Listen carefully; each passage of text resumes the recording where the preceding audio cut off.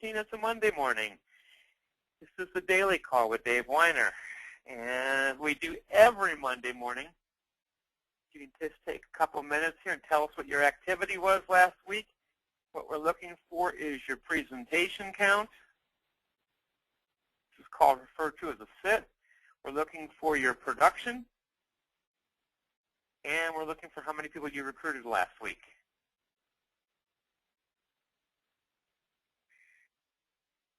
And we're also looking for your goals for this week. We're going to talk about that in a second.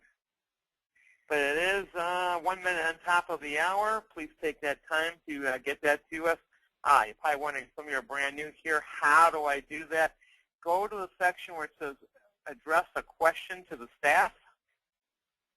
And you can type in that box and make a comment. And that's how you type in your information. Just go to the section where it says questions and send that in as a question.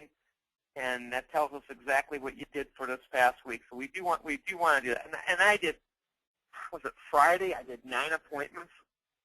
I mean, it is getting absolutely insane, the amount of activity we did that last couple of days last week. I did 3 before the 8 o'clock hour, and then the day just continued on and on all day long. Got some comments about some things that happened on some different cases at the end of last week. I've got a lot of things to cover today, but we are at the top of the hour, and the very first thing I want to do is get the last week's numbers in from here and get people to take a proactive status.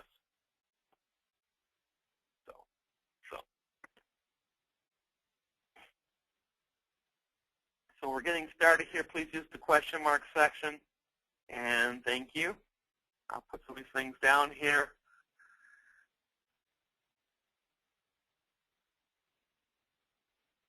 Thank you, Bob. Your advertising, technical difficulties, got it. But you did 3 sits. Okay, good.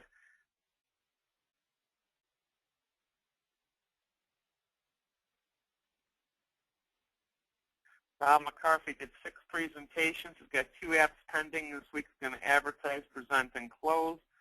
We got to finish your coding so you can get those cases into the hopper. You did great last week, Rob. Very, very proud of you. I mean, you're executing on all cylinders. So we're still waiting on Darren, Doug, Francis. Got Michelle's notes. Norm, Robert, Sharon. We'll get that stuff in there. We got a lot of people still to join us. It's still only 1 minute into the hour. I was in a weird appointment on Saturday, and I've been working on this case and was getting ready to do applications on some policies. So I'm going to share how to handle adversity and confrontation from the past agent. Very important to understand. When you're replacing, you've got to prep your client. If you're doing it right, the other company's not going to just lay down and just let you take their business easily. So I want to talk about that a little bit here today, this morning. It's very important. I was replacing a Western Reserve policies last week from WFG. And these were index life contracts. And this woman, who came to several meetings in our office in San Jose, was spending $150 a month per child. Now, they're not really children because her kids happen to be in their 20s. And so she brought the policy over to me, one of them from Western Reserve Life, and we got on the computer last week in the office at about 7 o'clock at night, and we plugged in the kid's age. We ran the same premium, and I grabbed the illustration, and they showed the premium being paid to age 100, so I paid our premium to age 100. I ran it at the same face amount. And I was going to make a lot of changes. Now, she thought she was doing $150 a month, and she thought she was only going to pay for 20 years. But the illustration projected out her payments to the age of 100. So I ran it apples to apples. I ran the same illustrated rate. Everything was exactly the same. By the time we got to the age of 65. The LSW illustration was $100,000 more projected cash value in that synopsis. We then did some specialty illustrations. We did $150 a month to demonstrate tax-free income, and we did the contributions for 20 years, and then began the income at age 70. Then she wanted to see beginning at age 65. Then she wanted to see a 10-pay. And instead of doing $150 for 20 years, we moved it to $300 a month for 10 years. And what would they have at age 65? And the numbers look great. About $50,000 of tax-free income per child. Not really kids, but in their 20s.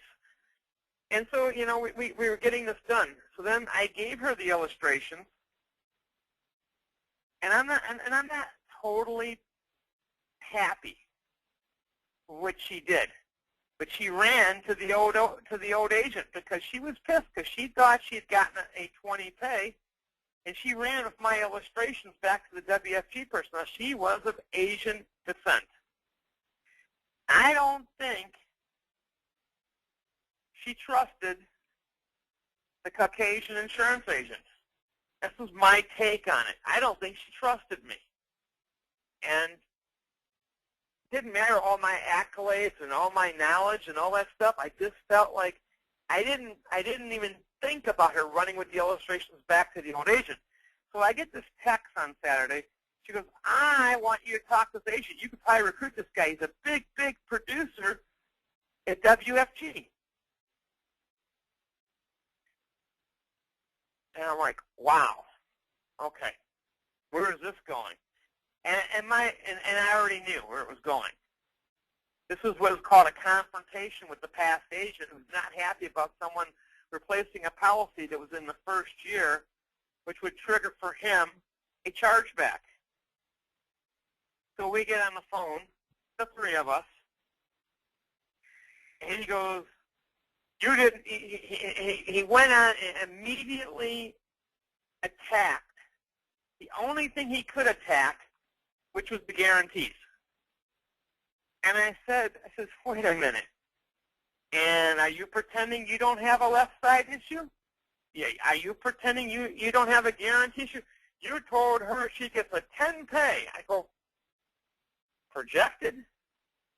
And I said, just stop. Stop right there.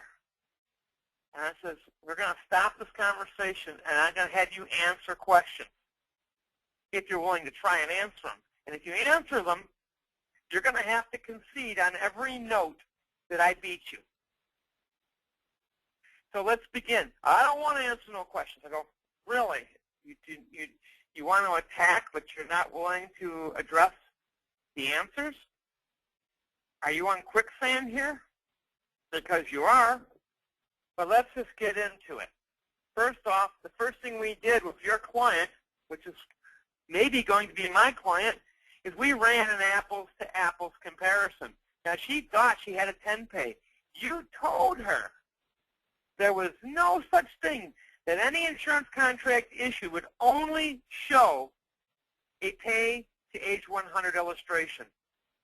I'm going to tell you right now, that's not factual. If I design a single pay or I design a 10 pay or 20 pay, that's why I provide the illustration point of sale, and that's the illustration we get signed when we deliver the policy. I says, what you're saying is you're not experienced enough to make requests to design the product. That doesn't mean it's guaranteed. It just means that's the intention of that's the projected illustration. That's how the policy was sold. But that's, neither here nor there. We did an apples-to-apples, matching you dollar for dollar. And you lost by millions when we got to age 100. And why? Why is that? Why did you lose? Because your expenses and fees did not taper off after year 10. They stayed level. And that's okay? Because why do you guys want to be competitive? You're already taking in $400 million. Why do a great job for the client? I can't speak for the insurance company that you use. Your agency represents more than one company, and I don't know why you decided to sell Western Reserve Life when you had Transamerica, which had living benefits that you could have sold. I can't speak for you why you did certain things in your agency, but you sold this product. You sold in June of this year the Western Reserve Life Index Life contract, which was more loaded than the Index Life contract that you could have sold with Transamerica. Neither product would beat me, but you could have done either one of those. And I'm sorry to say that that was a decision that you made. You offered, and she thought she was getting a 20 pay, but the projected illustration showed full pay. Why didn't you at least offer a supplemental illustration of it to show a 20 pay in there with the policy? And why didn't you get that signed off and get that delivered with the policy so that the home office knew what her intentions were?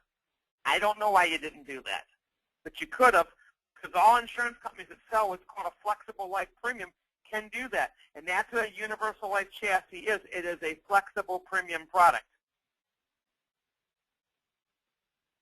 That's exactly what a flexible premium product is. He goes, I don't want to fight right now. I don't have time for this. Well, the young lady says you were recruitable. I don't think you are recruitable, but besides product, the other things that would be important to you would be compensation, and I'm going to tell you right now,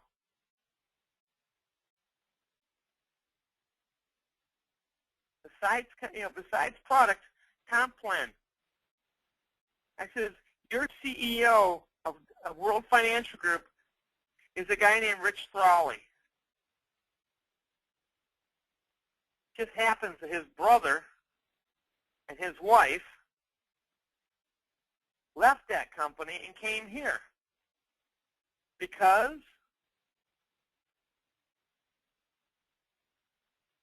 we pay more. Our comp plan can't be beaten. You get me in front of a WFG person that can sit there and go through understanding compensation, and there's no way they stay there. There's no way. This is why we introduced an RIA platform, because they had so much money under management, we had to build an RIA. So if we did come across the person at Primerica of money under management or WFG of money under management, they were recruitable. Because on the life side and annuity side, you could not beat our comp plan. Our comp plan was too rich. It was too awesome, off the charts, could not be beaten. So product-wise, you lose. Compensation-wise, where you're at, you lose. Do you have more motivation? Yes. Do you do more premium right now? Absolutely you do, because you're, as one person said to me a long, long, long time ago, why is WFG so successful? Because they don't focus on product. They focus on putting a person in business. They could care less about people looking at the product. The product can be mediocre. Primerica, they sell one of the worst term policies in the history of mankind. But again, they do not focus on product. They focus on putting a person into a business.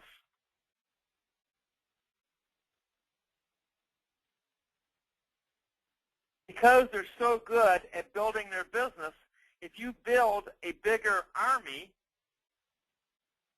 you produce more. I get it. You don't have to have the world's best product in the world or the best compensation plan in the world. You just got to have a system that brings you more people, more exposure, and by default, you win the game. But if you find me those Western Reserve life plans, every one of them are susceptible to replacement.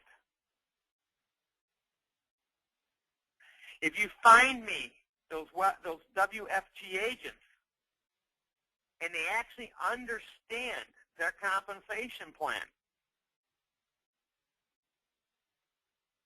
And they're not caught up in the hype, which is fine. They are recruitable. Because I'll tell you one thing that WFG is not doing for their people, they're not placing them in an office. They're not teaching them how to do a workshop.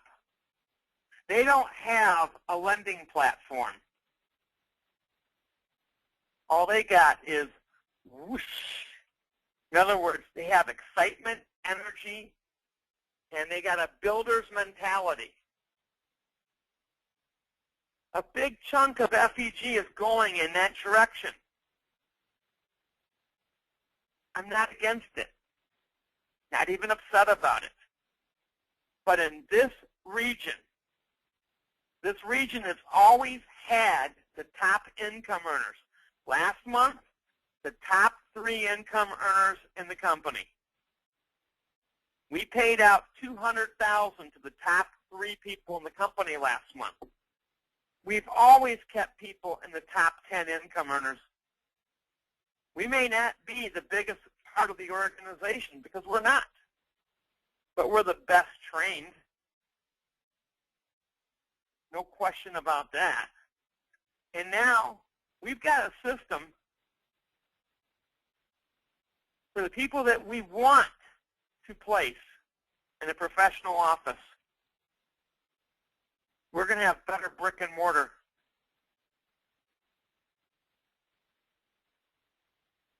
Than the rest of the country.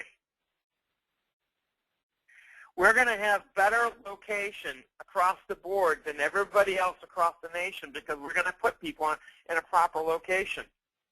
We're going to have signage, recognition, and we're going to be in a location that has credibility because that location was there long before we became house in it.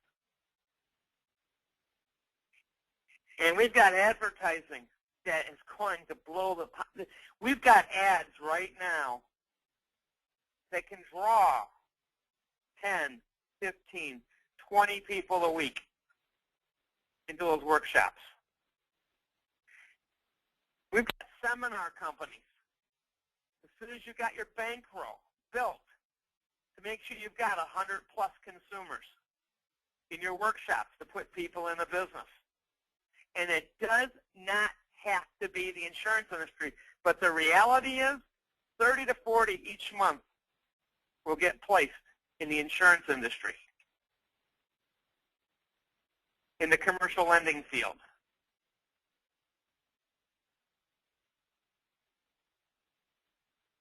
It's a great business. There's nobody here, if you do it right, can't make a great living. Those of you who sat down and watched our comparisons against 401k money last week, how many of those do you have to find in the course of the week to have some success? How much do you have to make to be happy? What does your paycheck have to be for you to sit back, chuckle, laugh, and realize you're fine? And that is the struggle of every financial service practitioner in the world. I don't care if you work for John Hancock. I don't care if you work for Prudential. I don't care if you work for FEG. You're graded every week by your family, by how much you took in revenue-wise. Your grade is based upon what you did for you and your family, and not what you did for David or Michael, not what you did for Petrol. Did you earn enough last week? Was your paychecks proficient? Are you in the top 10 income earners this week? I am. I had a policy go paid for last week for $12,000 in target premium. One person.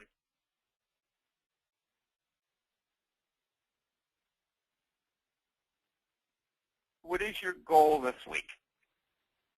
It's important to set your goals.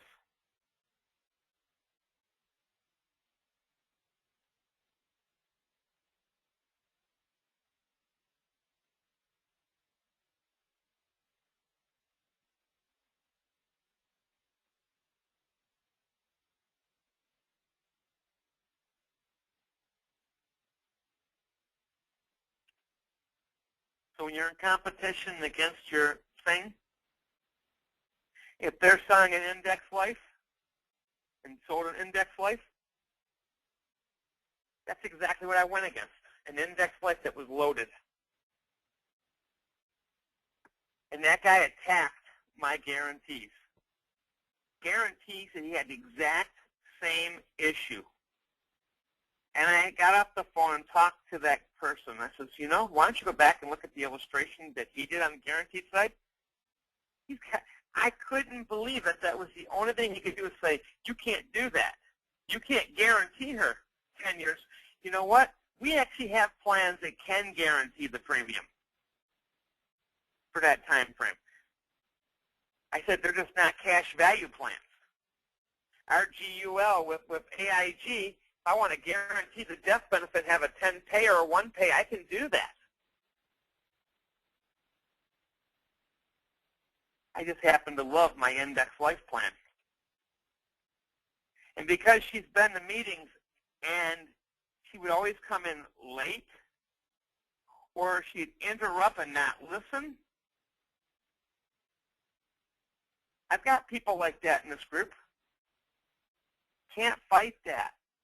Folks, between myself, FEG, there are plenty of classes on the guaranteed side. And when you understand how to explain the guaranteed side, you can't be beaten. See, to explain the guaranteed side, you first have to be able to explain how indexing works. And so I sat there with this girl named Sarah, who's Asian, and I said to her, how does indexing work? You've been in multiple meetings at the FEG office and the WFG office, apparently. How does it work?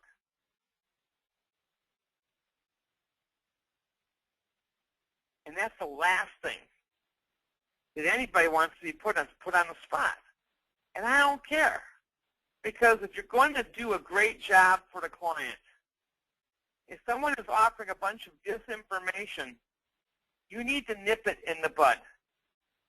Your confidence level and what you believe in and how you explain it is entirely up to you. You see, when I say something, I say it with authority. I do not accept the tax, will not accept it, especially when I know I'm right. I don't back down. And so I sat down and I said to her, I am going to take a few minutes with you, and I'm going to go through it, and I'm going to ask you this time for you not to say a word. Because all the time before, you always want to interrupt, and you only want to spend 10 minutes here, 15 minutes here, 20 minutes here. You bought policies elsewhere. You need to understand what you own, how it works. You also need to understand how the left side of the ledger works on both contracts. Whether or not you're my client going in the future is not important to me. It's an integrity issue here, and I don't like my integrity being attacked. But Dave, I'm going to stay with you, is what she told me. I said, yeah, even if you stay with me, I need you to understand it because I'm not going to let you stay unless you know what it is that you have. I will not take your business. I will not have a relationship unless you understand.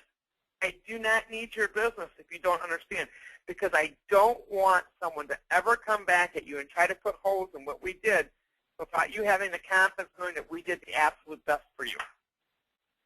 I don't need that grief, and neither do you. We are too strong and too great to ever have grief. First off, you have to be able to explain indexing. I want you to know right now, nothing can beat you. Nothing. Now, on the left-hand side of ledgers of universal life contracts for the last 3 decades, we see policies crash and burn. And when you're fighting against the whole life guy, when you're fighting against anybody that's selling another investment, mutual funds, they are going to sit there and put their finger right at those zeros and they are going to attack you. You best bring up those zeros before they do. You best get your client to understand those zeros before they try to take a shot at you.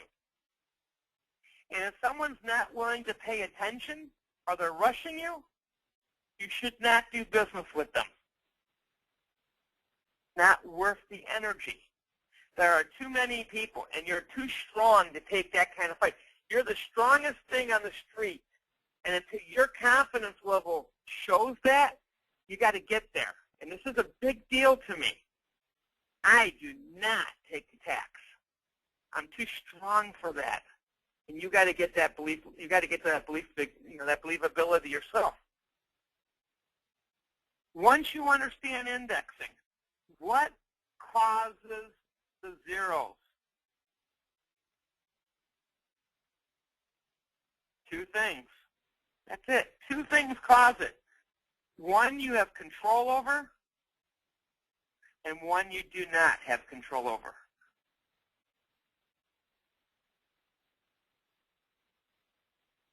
I'm going to tell you what you don't have control over. When the market goes down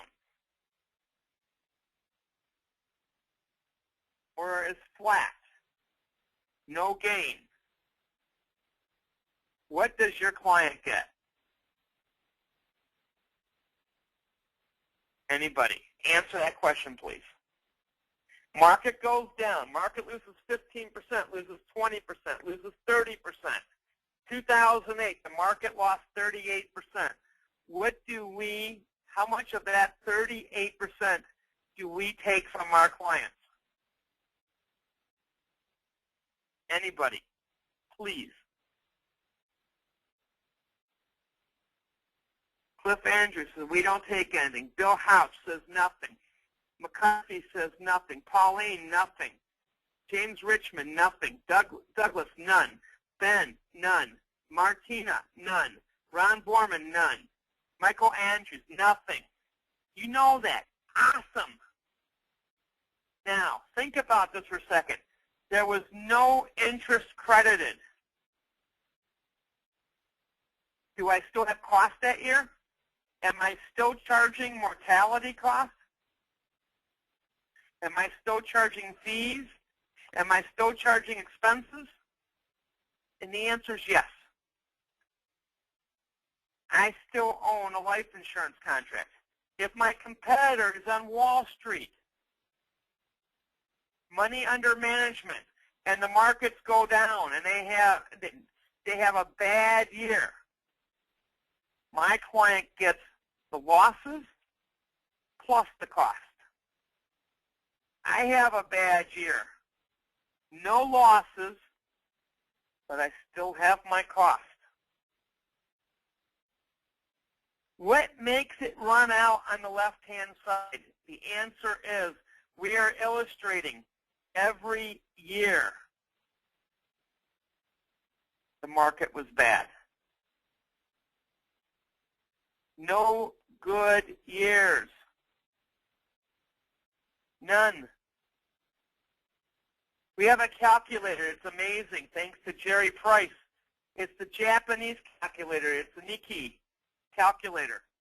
That's a market since 1989 that's never, ever came back. It was at 39,000 points, and today it hovers about 50-60% loser.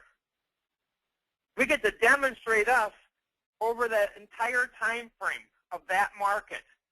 We annihilate that market. We're amazing looking. But on the illustration software, because of the NAIC rules and regulations, and because it's possible that the market could never, ever, ever have another gain, we have to demonstrate that in the illustration from day one. And I have no control over that. There's nothing I can do about that. If the market goes down, I've got no gain.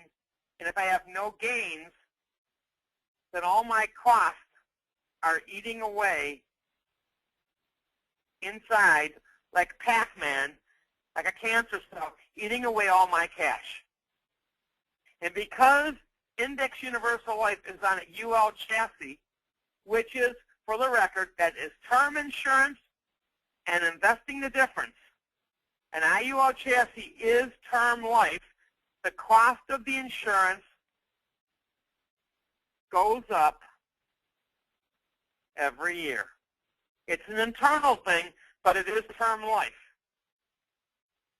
That is not whole life. It is term. And when you sell option A, which is a level death benefit, which is just like whole life, what you're doing there is very simple. We're only buying the net insurance at risk. What does that mean? That means if I have a $100,000 death benefit and I got $80,000 of cash value, I'm only paying internally for $20,000 of death benefit. I'm not being charged for $100,000.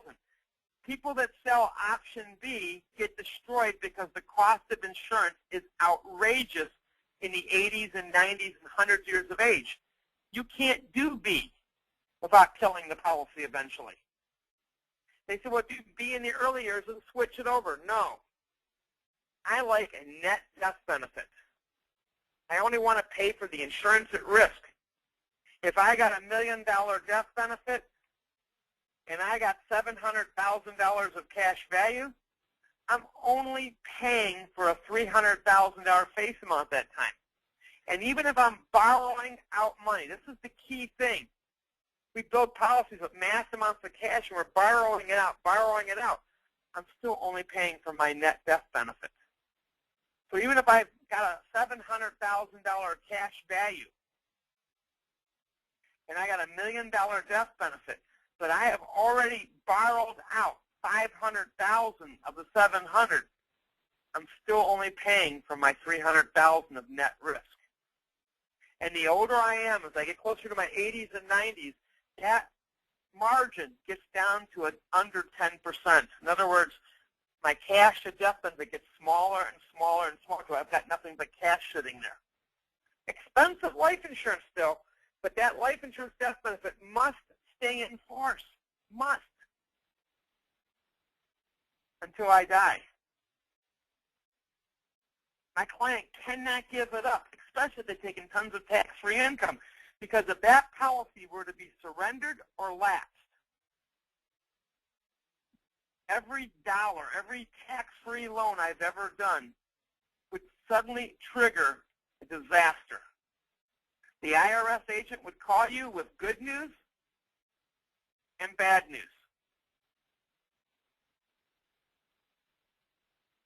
Let's pretend that you built up a contract and you took out $100,000 for 20 years from the age of 65 to 85, and you took out $2 million in revenue. And for some crazy reason, someone convinced you at age 86 to surrender the policy and cancel it. You'd get a phone call. You didn't take the policy to a conclusion to the death benefit. And you'd get this phone call from the Internal Revenue Service. Good news, bad news. What's the good news? Give me the good news first. You got 30 days. 30 days for what? To send the income tax due on $2 million in distributions. Send me a check for about $800,000. That's not counting your state. That's just your Fed. Now, if that doesn't give your client a heart attack, I don't know what would. But that, to me, that's a disaster.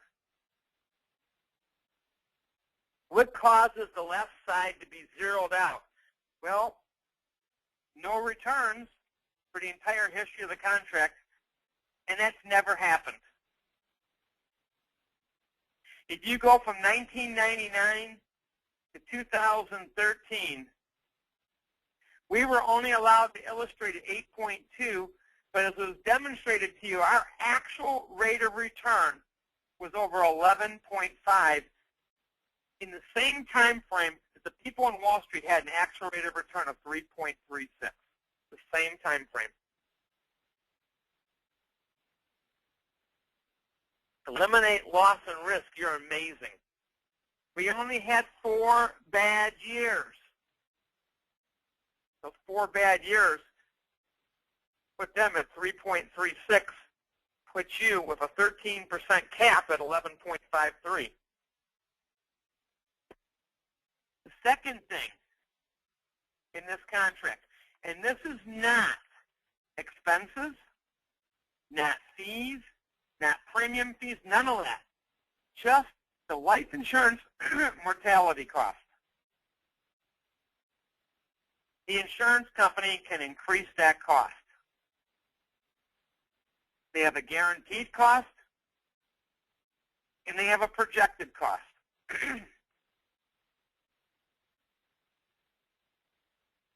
Let's just say they decided to increase that cost, and they sent you out a letter. First off, that letter must go to every policyholder, not just you. And let's just say they increased the cost by 10%. You have control. And let's just say for grins, you're saving $300 a month out of your checking account, and you get this letter. Let's say you ignore the letter. And next month, how much do they take out of your checking account? They sent you a letter saying, I'm going to charge you 10% more for insurance. Most of you would say, well, my God, my cost is going to go to $330 a month. But that's not what happened. You still had $300 a month come out. And you're probably thinking in the back of your head, they said they were going to increase my cost, and they only took $300. They're stupid. And that's not what happened. The term like death benefit costs went up 10%, and they charged it that month, because they take those costs out every month against your cash values. The only thing you can do to negate is to reduce the premium by the percentage of the increase.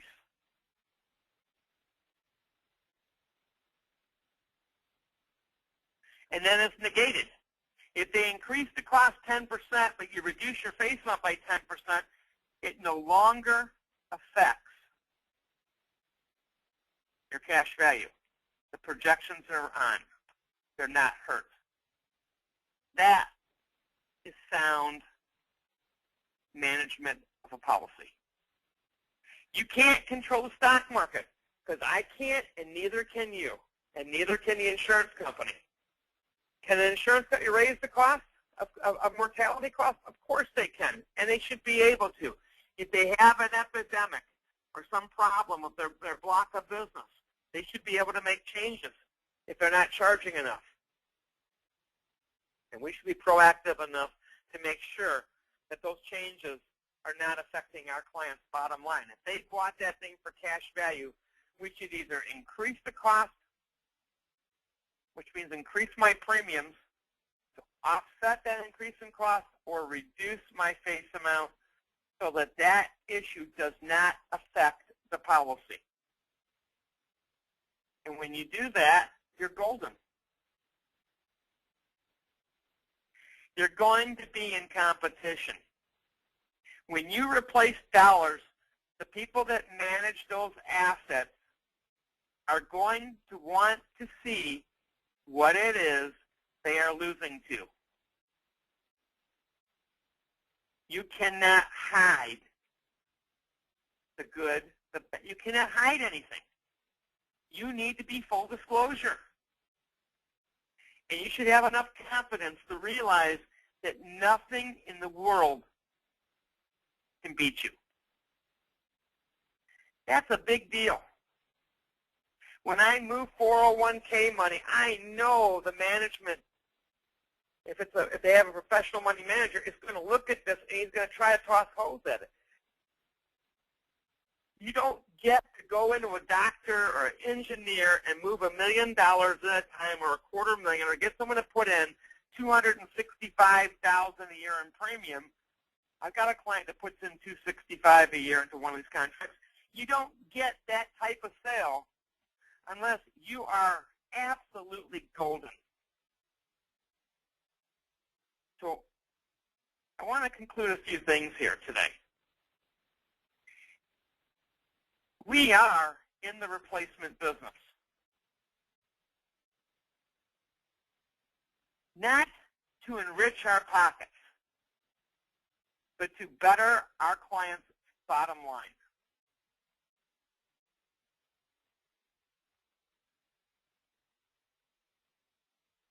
So it comes down to a few things.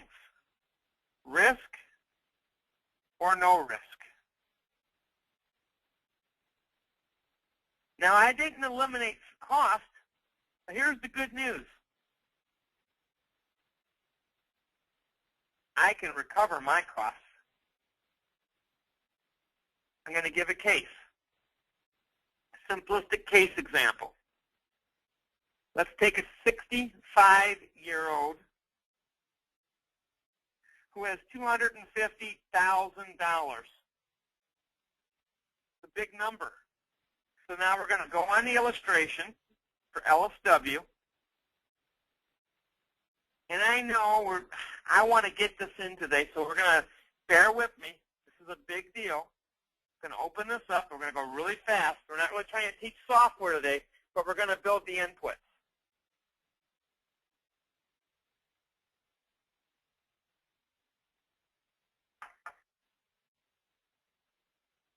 Maybe we'll get the inputs in.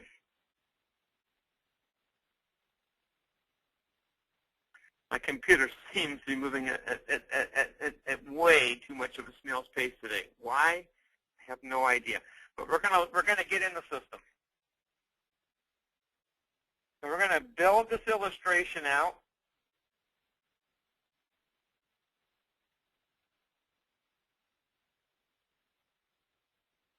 So this is in California. It's the actual case. We're gonna click off Flex Life.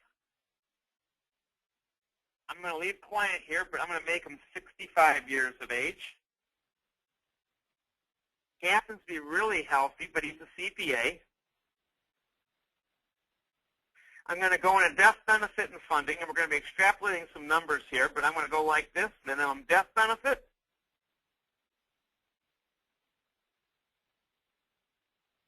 I'm going to go in here, and I'm going to put in here specified amount.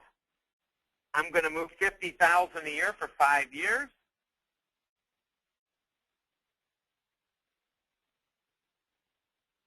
And then I'm going to begin my income stream. Distribution. Specified amount.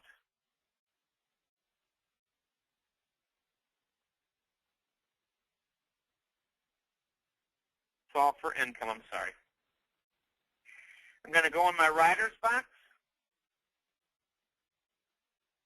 And I'm going to go 67, 68, 69, 70. And I'm going to change my interest rates to the no cap program.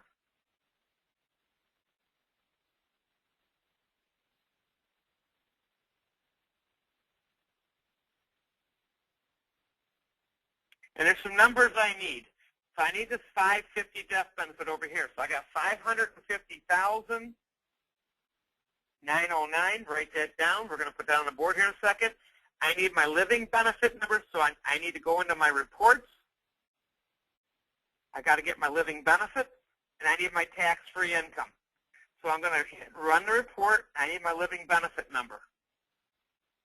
I'm competing for $250,000, and I'm not going to lose. I've got a CPA on the table. There's my death benefit.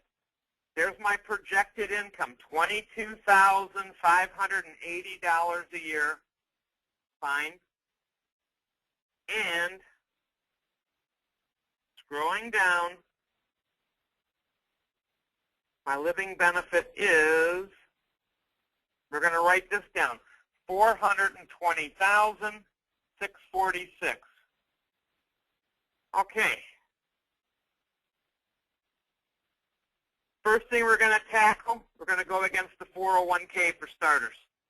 So I've got my number. I've got my $22,000 of income. So the first thing we're going to do is we're going to dispel some information. He's got no investment. All I'm going against is $250,000, so I'm going to put zero matching funds. His total investment is current value. Current value, $250,000. Current age, 65 years of age. Retirement target, 70. Everybody follow what I did there? Now, going into the next column, I'm going to begin my retirement income. I'm going to leave this 40% alone. I got to put my income into my life policy, $22,580. My rate of return for him, whoops, guess I got to put that on the prior page. I forgot. Certain cells, you got to do things. His rate of return, 3.36. That is Wall Street. I'm going to leave the fees alone at 2.99. So now I'm going to go to my retirement income. I'm going to put my $22,000. I'm beginning my income, and I'm competing.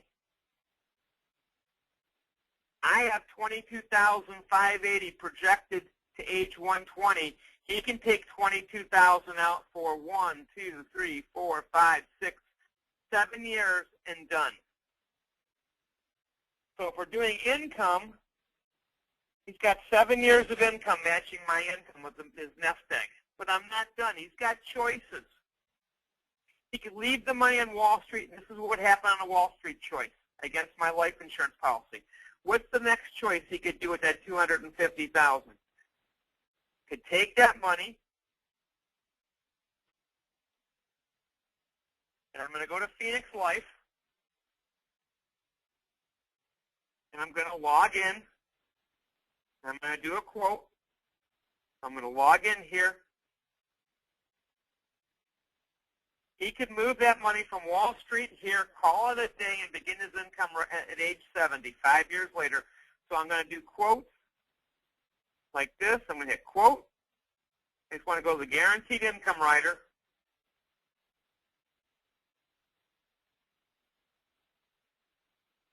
So we're going to scroll down. Here it is, fixed index annuity, guaranteed income rider. We're using tomorrow. I'm going to use that 14% a year. So I got value client, issue age 65. I'm going to make it the state of California, personal income annuity. I'm bringing $250,000 to the table. And at the age of 70, which is 5 years out, you can see right there, I've got $21,293 of income, guaranteed for life. My client can pay the taxes, $21,293, guaranteed income.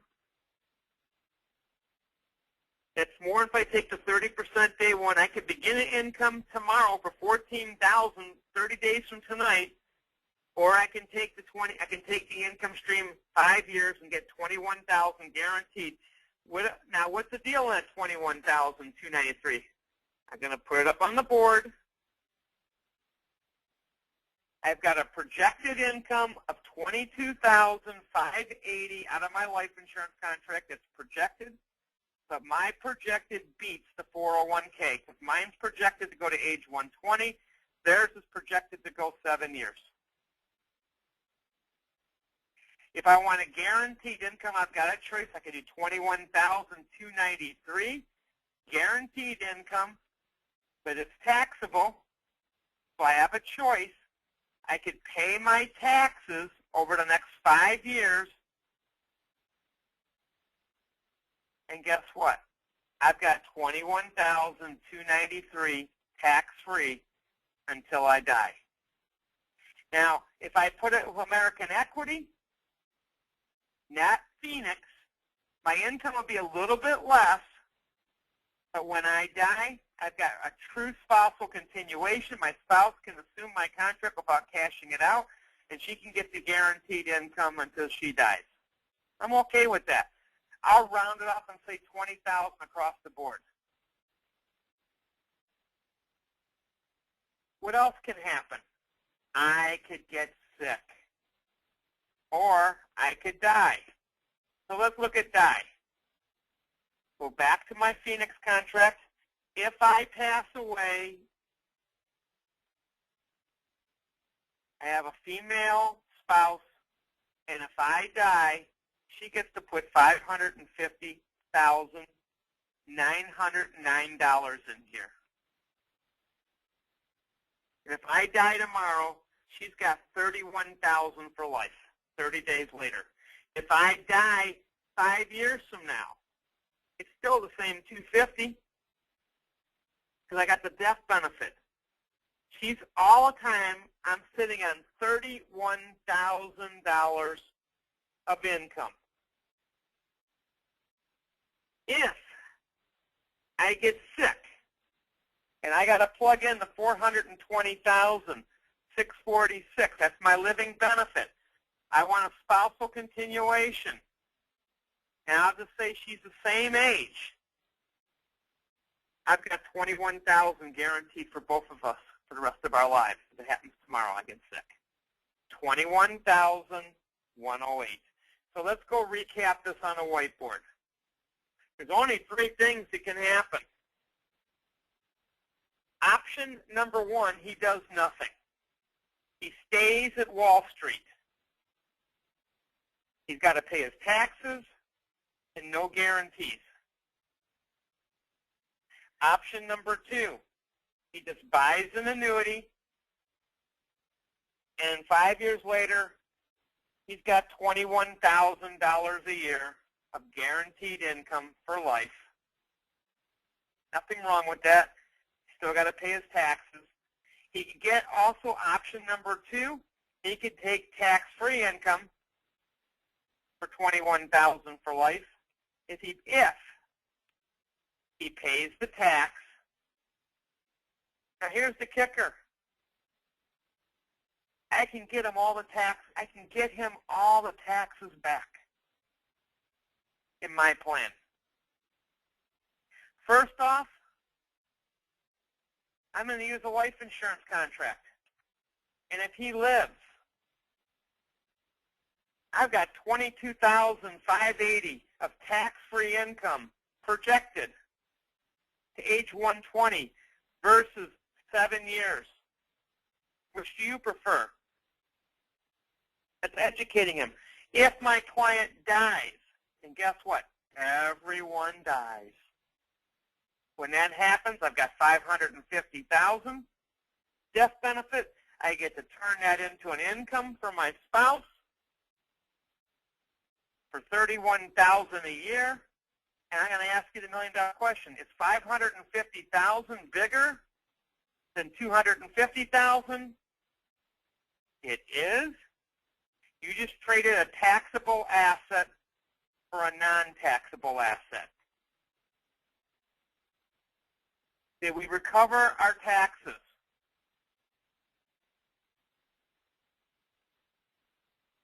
Did we recover our cost? We did. What happens if I got sick? I traded $250,000 for my death benefit up front, $420,000, and I turned that $420,000 into a guaranteed income of $21,000 a year for both me and my spouse. Not projected, guaranteed income until we both take our last breath. I die, she gets $31,000. If I live, we get $21,000 each. Is $420 bigger than $250? Yes. Again, we recovered every penny. You're now fighting for $250,000 of Wall Street's money. You best explain the good, which you just did, and the bad, the guarantees. They need to know how you got to those numbers. If you can't do this, you bring someone in and you split the comp with them until you can do what I just did. Don't do a half-fast job, ever. because that's too much pain. We are too strong. No one can beat you. And when someone sits there and throws holes or takes shots at you, and all of a sudden they say the magic words, oh, I don't want to have a confrontation. I don't want to get into this argument. I knew this was going to become confrontational. I don't have time to do this. Why did he want to exit the phone? Why did he want to get off the phone the other day? Because he knew he had nothing. He had buckus. That's how strong we are, folks. That's what we are. Nothing can beat you. So, with that said, I want to look at our notes.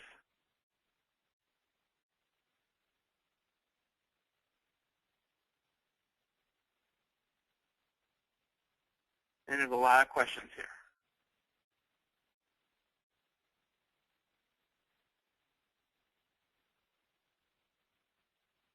Doug, it's reduced the face amount by the percentage increase in cost.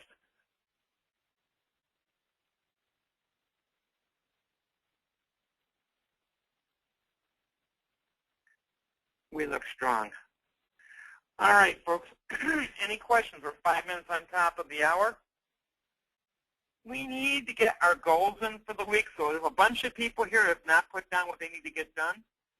So I need you guys to do that real quick. Take the time right now to put your goals down. What we normally do at the beginning of the call, we just didn't get finished. I can tell you right now, Ben, Bonnie, Carlos, Cliff, Aaron, Doug, Griselda, James, Jerry, Lester, Martina, Michael, Nicole, Norm, Patrick, Pauline, Robert, and Sharon. Take a time right now to put down your goals. Write this in the question mark section. Tell us what you're going to do this week. What are your goals for this week?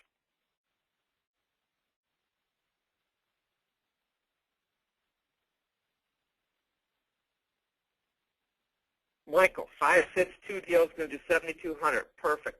Next.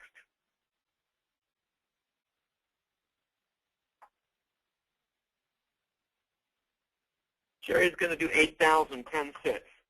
Sharon's going to do 3 deals. Carlos Millsap, 12 sits, 10,000, 5 recruits. That would be a good week, sir. Next.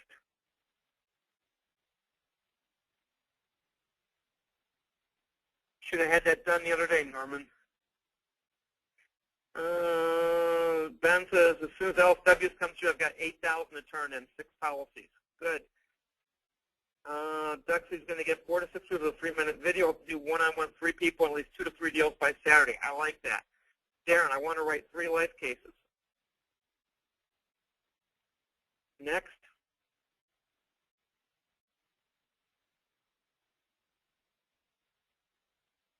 Going to walk through the steps again really fast here at the conclusion. Just a couple of quick house cleaning things. If you're brand new and you want to get placed in your PNC office, get your contracting done, your website set up, and be a product of the product. Do not want to do an appointment with a PNC location unless all those things are done. Those are the 3 things that have got to be done, and I'm not going to. Those are just basically stipulations, things that got to get done. Anything else? Looking at goals here from the last few people.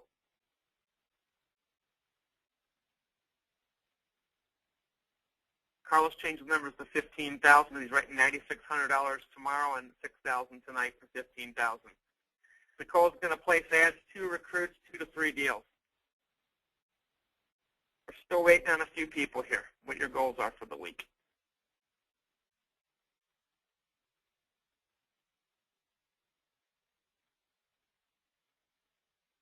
I want to tell you, got a lot accomplished today.